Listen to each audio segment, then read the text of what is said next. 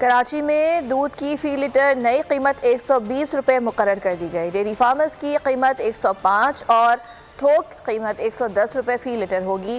Commissioner Karachi की ज़ेर सदारत इजलास में फैसला। डेयरी फार्मर्स ने नोटिफिकेशन मानने से इनकार कर दिया। एहतिजाजन भैंसें सड़कों पर लाने और अदालत जाने का ऐलान कर दिया। कहा कमिश्नर कराची ने एक तरफा नोटिफिकेशन जारी किया जो कबूल नहीं है।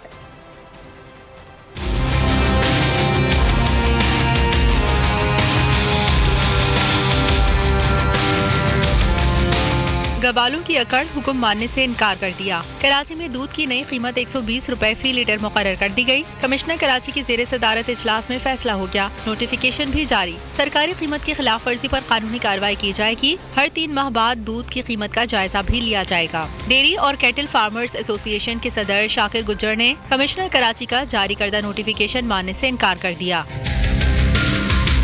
एहतजाजन भैंसे सड़कों पर लाने और अदालत जाने का ऐलान किया। कहा कमिश्नर कराची ने स्टेक होल्डर्स को एतमाद में नहीं लिया। एक तरफा नोटिफिकेशन कबूल नहीं, नजरसानी की जाए, ना की गई तो पुरअमन एहतजाज करना हमारा हक है। हम एहतजाजन भैंसे सड़कों पर लाएंगे और अदालत जाएंगे। कुछ दुकानदार अभी 140 रुपए फी लीटर पर ही दूध फरोख्त करने में मसरूफ हैं।